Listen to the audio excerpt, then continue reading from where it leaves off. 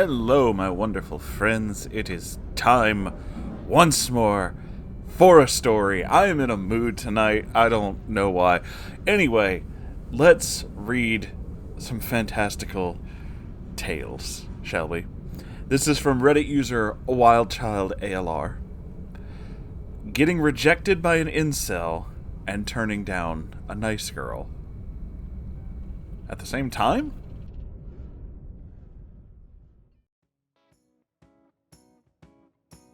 Hello, Moonhorse. Hello.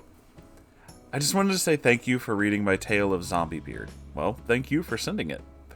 Writing all of that down was actually kind of therapeutic, even all these years later. This story is a little more recent, being about 2 years ago, and is actually 2 parts. It'll possibly be a little shorter and less detailed because, in a roundabout way, these events weren't about me. They happened to my boyfriend. Okay. My boyfriend, Ray, used to work overnights at a convenience store restocking shelves and putting away deliveries. We've been together for about 3 years, and we actually moved in together in August. Oh, congratulations. The thing to know about Ray is upon getting to know him superficially, he could be mislabeled as a neckbeard. He's about 5'9", 270 pounds, with a bit of a dad bod, rather than the stereotypical neckbeard's circular girth. He does have a goatee, but he keeps it trimmed and orderly. He does, unfortunately, have an allergic reaction to most, if not all, deodorants. They give him painful, peeling rashes. So he does his best to keep his armpit hair trimmed, and he showers twice a day. I've actually heard of that before. I have another friend who's allergic to that kind of stuff and can't use standard deodorants. Usually like a powder, like a baby powder or something like that, helps a lot. But yeah, it's something about the agent that makes them all gelled. I don't really know. But it bothers him too. So I totally know where you're coming from. Another neckbeard trait he shares is a love of gaming and anime. He even labels himself a weeb. However, he does not gatekeep fans or overly sexualize characters as many true neckbeards do. He also does not own, nor has ever owned, a katana. As we say, it's not the fedora, it's the fedora, and Ray has neither. And that's wonderful. With this information, I introduce the incel of our story. I'll call him Jeremy, after Jeremy Fart from Camp Camp. I don't know who that is, but okay. Because the guy is a full-on doppelganger. Jeremy started at the store a few months after Ray, and the two hit it off because of a shared interest in gaming and anime, though Jeremy would complain about females in typical incel fashion. Oh boy. Ray would roll his eyes and try to give him advice, which he would always dismiss, of course. The trouble really began when Ray mentioned that he had a girlfriend. Jeremy got super standoffish and didn't believe him. A few days later, I worked late and stopped by his job to drop off some leftovers from my work for him to have a midnight lunch. Apparently, Jeremy was expecting me to be some frumpy legbeard, and when I didn't meet his expectations, he got even more pissed. Wow. Moonhorse, yes. I'm not going to style myself as an Instagram model, or even one you'd find in a Macy's catalog, but on a good day, I'd say I'm a 7 out of 10. That's fine, we can't all be 10 out of 10 like me. I'm kidding, I'm like a -3. After that, Jeremy refused to talk to Ray, and quit not long after. Really? I guess the realization that his interests and other such perceived shortcomings on the part of women he encountered were wrong, and the fault of lying with himself got to be too much. That's really weird that he would just up and quit because of that. Like, okay. Anyway, the second character is Annie, the nice girl. Annie was the overnight assistant manager in the store. She was in her early 30s, pretty, black hair, brown eyes. She also had a 4-year-old daughter. As far as I know, Dad wasn't in the picture very much. Ray would show me things on Facebook feeds, and sometimes she would pop up on it. Most of her posts were either about her daughter and the challenge of being a single mom, or how hard it was to find a decent guy. Okay. My boyfriend's a good-looking guy, but when Annie began to get overly handsy and making innuendo jokes and advances, he reminded her that he had a girlfriend. Her response? It's not like she'll ever know. You practically work mirrored schedules. That's a response that makes me hate Annie. What an absolute bitch. Now, something to know about Ray's relationship before me. The woman he dated cheated on him 3 days before she was supposed to come meet him from out of state. He sternly told Annie that he would never cheat on me and to leave him alone. 3 months later, my boyfriend left and started his current job, and Annie left that location and became store manager somewhere else. A little slice of karma found its mark, though. While scrolling through Facebook one day, last month, a mutual friend / former coworker of Ray's commented on one of Annie's posts, and it popped up on the feed. Turns out her most recent boyfriend got caught sending dick pics to 20 other women across multiple platforms, including Instagram, Snapchat, and Facebook Messenger. Oof.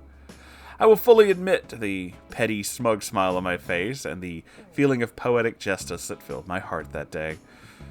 That's it for now, dear Moonhorse. Hope you stay safe and healthy as always. That includes the rest of the Moon Cult as well. Sorry for the formatting issues, I'm on mobile.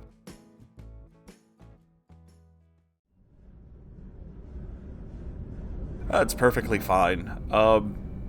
Okay, so we have 2 different ones to talk about by the end of this little story, don't we? Let's start with our incel friend. That is some next level insecurity. I'm gonna be completely honest with you. I mean, I've known people who fit the whole incel thing, believe me, and there's a lot of complaining about the females and being just obnoxious because they're generally obnoxious, and it's just kind of like, yeah, okay. For those of you who've never actually had to spend a lot of time around an incel, there's this thing that happens. I guess this happens with anyone who keeps talking about annoying shit, but it's a thing that I've definitely noticed. Back when I used to hang around this person who was one of the many neckbeards I knew, yes, he would start going off on these whole things about how women are just so the patriarchy, the women just always complain about the patriarchy, but that's not even real. I just bitching and moaning and bitching and moaning, and eventually you get past the point of being like, you know, hey man, your anti-women sexist shit is just offensive, and you get to the point where it's like you've heard all of this so much that your only response is, yeah, I get it, you don't like women, can you shut the fuck up, please? Like, okay, fine. Yeah, they're all evil. Okay, yeah, fine. You've been talking for 30 goddamn minutes. I am losing my fucking mind. I don't even care that you have these beliefs anymore. They are all yours, so you can just be crazy. It's not against the law to be crazy. But, God, you have been talking about this constantly. And a lot of it, I think, when it comes to shit like that, because I've noticed a lot of them do that, is trying to justify their behavior, like this guy from the story here, Jeremy, is trying to justify his hatred of women by complaining to someone who he thinks will agree with him, and creating this kind of echo chamber mentality. But it didn't work, and it failed. And see, the problem with their whole thing, and again, the neckbeard guy, incel dude that I knew, his whole thing is he would blame all of society's problems are on women. Just women. Just generalization. And anytime I would ask him to, like, be specific, he couldn't. He would just go to yet another generalization. So every conversation that I kind of pushed back on him with this would be like, you know, oh, X problem in society, it's all women's fault. Okay, which ones? Well, it's women. Okay, well, which ones? Not all women are in some kind of seat of power and actually have any kind of authority, so they couldn't actually do anything. The fucking lady who bags groceries at the grocery store obviously isn't running the government, so which ones? Well, you know, the feminists. Okay, again, which ones? Not all of them have any kind of... And it would go in circles like that. So it's there's not even like a complete picture, it's just in general. And yeah, that's what this whole thing with Jeremy felt like, is trying to justify his general dislike of the female, and that's it. So yeah, it's very... I was surprised at first that he just left, that he just quit work, but actually thinking about it, no, not really. I mean, yeah, that would happen. If he couldn't find justification for his own negativity, then he would just kind of try to distance himself from anything that would make him stop thinking about that negativity. So, Yeah, there's like a catharsis in being that kind of horrible. Some people really, really like it. I don't know why. But let's move on, shall we? Let's go to our NiceGirl. She managed to say the one thing that, despite gender, despite orientation, despite anything, is the thing that I hate the most. I've heard this so many times, and it just fills me with, like, abject rage. That whole phrase of whenever you tell someone, I am with someone, and that person replies, well, it's not like they'll ever know. That ain't the fucking point, sunshine.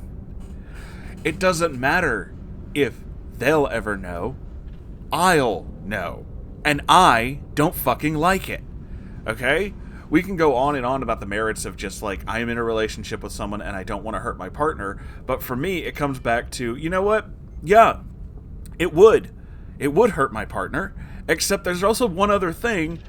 I'm involved in this too. You know, as a fucking adult. And don't fucking like where this is going. So, fuck off. How about that?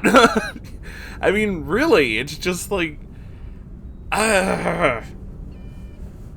So, yes, I think that maybe it is a little bit of karma. I have seen that kind of thing happen, where, you know, suddenly this one's, since you were so horrible, I found someone a million times better, and then they're kind of also a jackass, and it's like, yeah, I guess you did. I guess you did. Good luck, bro. Anywho, I'm gonna bail. A lot of shit like that. But yes, that is the end of the video, my wonderful friends. So thank you again to Wild Child ALR for sending in this story and the Zombie Beard story. I remember that one. But thank you all for being here. I hope you enjoyed this. I mean, I did, but I hope you all did too. And if you did, I have a Ko-Fi and a merch store if you'd like to support this channel so I can keep doing stuff like this. Also, the YouTube thing with like, comment, subscribe, whatever. Anyway, point is, the big one, I have a subreddit. If you have your own story or anything that you think I would be interested in seeing, send it to my subreddit at r/Moonhorse Stories. I'll definitely check it out. And with all that being said, I love you all so very much. Be safe out there, everybody, and I'll see you in the next video. Goodbye!